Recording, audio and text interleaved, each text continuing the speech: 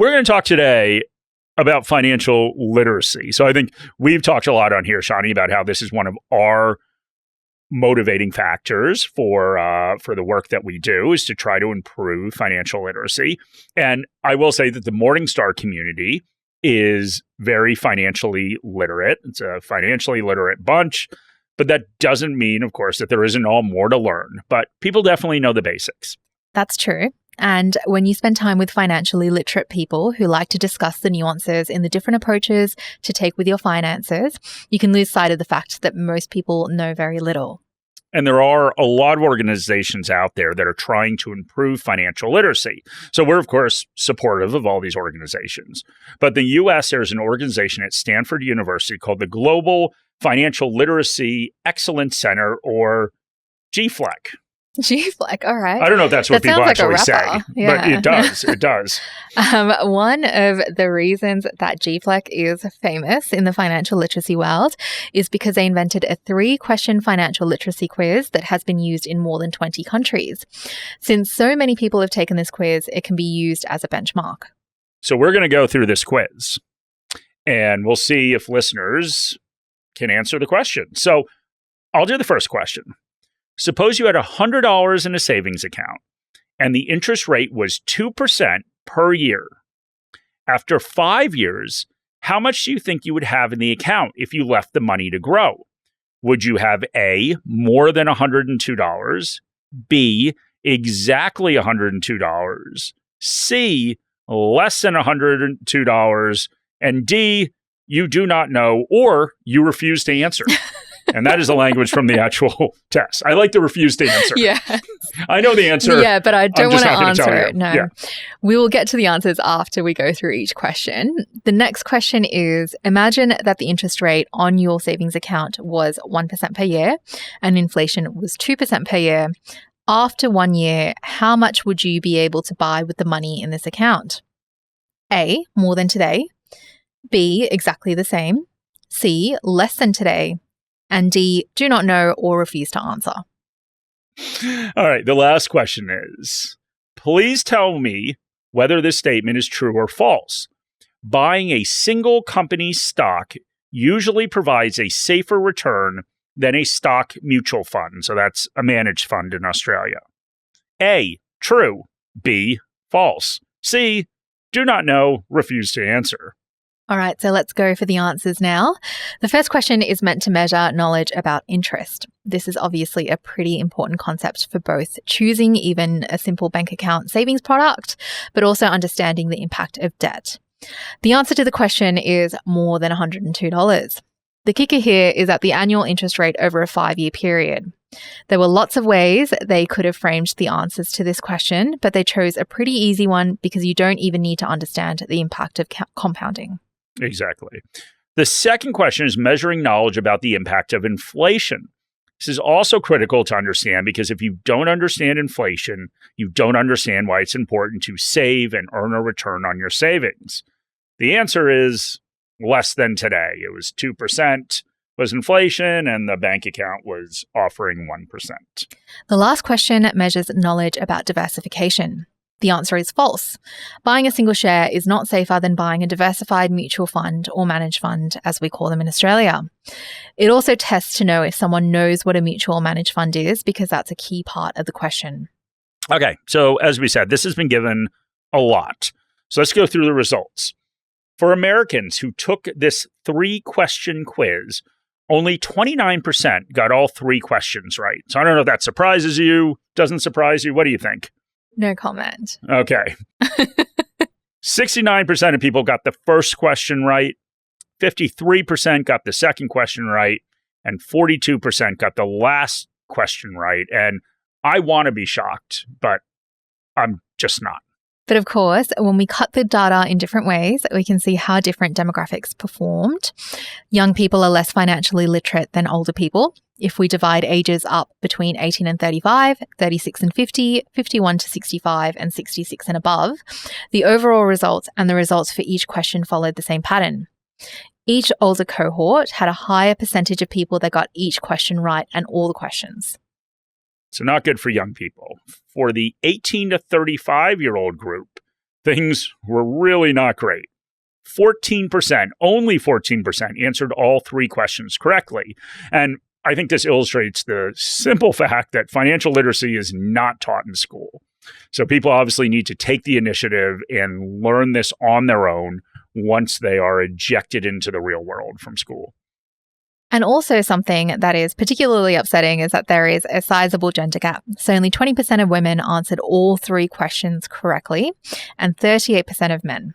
What was interesting and also upsetting is that women were far more likely to answer they don't know to the questions, which indicates a lack of confidence. Confidence can be, or they could have just refused to answer. Maybe they're really confident. Yeah, I guess that's the most confidence. Yeah. That I'm not answering your stupid quiz. Yeah. Confidence can be an issue in investing as overconfident investors trade too much, but having no confidence means many women don't get started. And this matches other results that we've seen in different studies. They also measured success by education level in what I'm sure won't surprise anyone. The more educated you are, the better off you did on this. So for people who didn't complete high school, only 14% got all three questions right. And 51% of all people with a graduate degree got all three questions right, which still seems low to me. So they did it by wealth. Rich people did better than poor people. So all of this is fairly predictable. But today we want to spend some time updating those questions a bit. Not because we don't think that they serve the purpose they were designed to serve, but because we want to do something different. And we want to up the game a bit. But first, we want to acknowledge some of the findings when you look at the study results outside of the US. There were differences in the scores across countries, but in every country the test was given, there were low levels of financial illiteracy. So it's not just a problem in the US, Mark. Despite what Shani would like to believe and thinks. Although on TikTok, they have this trend where they go around and show Americans a map of the world and ask them to name any country on there. And a lot of them can't. So maybe it's not just financial literacy that's not being taught in school. Yes, there you have it. Nothing is being taught in schools. But now that we're renaming everything the Gulf of America and whatnot, it should be easier for Americans to understand geography. Especially once we take over Canada and Greenland, then less countries to know. Exactly. All right. But we're going to get back to differences in other countries. So there are differences. So in countries where students score high on maths and science, so they do well on these global standardized tests, they tend to do better on the first question, which does require some numeric proficiency. So examples of countries that do well, Sweden and the Netherlands. What do they not do well in? Well, I don't know. We're trying to be positive here. Oh, no, I mean, that is positive. They do very well. The Dutch and the Swedes are learning maths and science, and they can answer the first fairly basic question in the financial literacy test. And what you have experienced personally does matter. So people in countries that experienced inflation, they did better on that question. So for example, Italians were able to answer the inflation question at a much higher level of success than the Japanese who have been dealing with deflation. The same thing occurred with the diversification question. So in countries that switched from a defined benefit pension scheme to a defined contribution pension scheme, like super, people understood diversification more. And so I think we can draw some lessons here. So one, and we say this a lot, the maths matter. So you don't have to be some sort of maths genius to invest successfully, but you do have to be numerically literate. And remember, you don't have to calculate anything. I think in school, the focus is still on answering maths problems, but there are computers and there are calculators. So that's not the part that's important. Being numerically literate is understanding what compounding is and how it works. It is understanding conceptually the influence of time and different drivers on amassing wealth. The second big lesson is that because your personal experiences have such a large influence on the things you know, it is important to be aware of blind spots you may have. So few of us in Australia have experienced inflation for a long time. So what happened after 2020 was something that was new for people. Personally, I haven't experienced a long, crushing bear market. People my age and younger are in the same boat. That is certainly going to make it more challenging for us when it does come, and it will come in our lifetimes. We said we're going to add some questions to the Mark and Shani financial literacy quiz. And to do that, we're going to augment something that is called the Big Five questions. Like when you go on Safari? Like when you go on Safari, although there are parts of Safari that are disappointing. Members of the Big Five. Okay. Which members? The Cape buffalo. Okay. It's just a buffalo, I'm guessing. It's just a buffalo. Like, it's cool because there can be thousands of them. Right. But you're also just kind of like, so it's a water buffalo that's a little bigger with some friends. Right. Okay. So maybe listeners out there are more impressed with the Cape buffalo, but I'm sure they'll write in and let me know. But the Big Five, that is the augmented Big Three. So the Big Three is the questions that we just went through. So they, of course, added these. So one of these questions is on bonds, which I think is a good one. So see if you can answer this one. If interest rates rise, what will typically happen to bond prices? A, they will rise. B, they will fall. C, they'll stay the same. D, there is no relationship between bond prices and interest rates. And E, don't know, refuse to answer. The other question that was added is one on mortgages. A 15-year mortgage typically requires higher monthly payments than a 30-year mortgage, but the total interest paid over the life of the loan will be less. Is this true, false, or don't know, refuse to answer? Yeah. The answer to the first question is they will fall. So bonds move inversely to interest rates. So if interest rates go up, bond prices will go down. The second question is true because a mortgage is an amortizing loan where principal and interest are paid with each payment.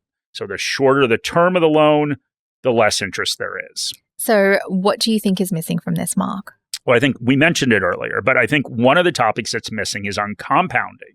So in my view, I don't know about yours, Shani, but compounding and understanding compounding is critical because it not only helps investors make decisions, but it also encourages good behavior like starting early. So what's your question? Okay.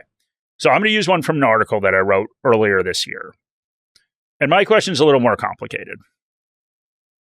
An investor is saving and investing $10,000 a year for a 40-year period and earns a 7% return. In scenario one, an investor saves for the first 20 years and then stops. Just earns returns for those last 20 years. In the next scenario, an investor doesn't save for the first 20 years and then saves and invests for the next 20 years. What percentage of wealth did each of these investors generate compared to an investor that saved all 40 years? So remember, in each of these two scenarios, the investor saved half as much as the one with 40 years of savings. But for the investor that starts saving for the first 20 years, they still generate 80% of the total wealth. The investor that starts saving for the last 20 years only generates 20% of the total wealth. Now, obviously, I didn't go through I just gave the answer. Yeah. I didn't go through all the, A, B, C, D. refuse to answer.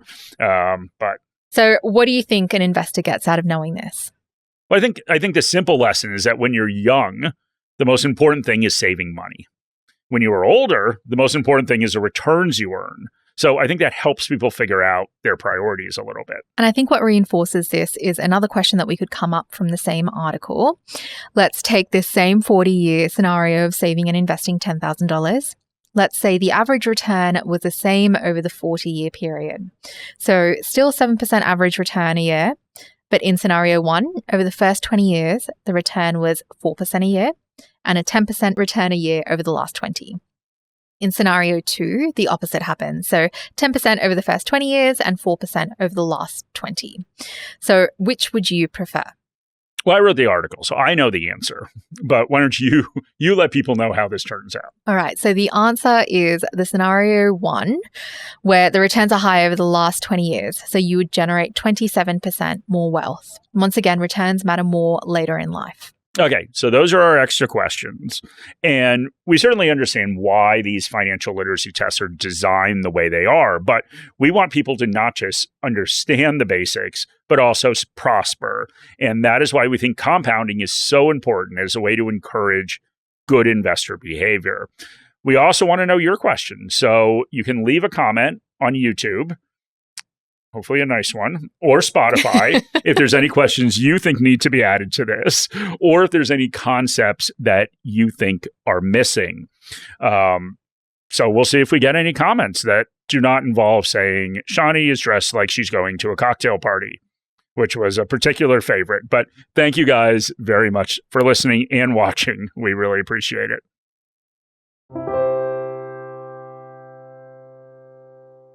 This video has been prepared for clients of Morningstar Australasia Pty Ltd and or New Zealand wholesale clients of Morningstar Research Ltd. Any general advice has been provided without reference to your financial objectives, situation or needs. You should consider the advice in light of these matters and any relevant product disclosure statement before making any decision to invest. To obtain advice for your own situation, contact a financial advisor.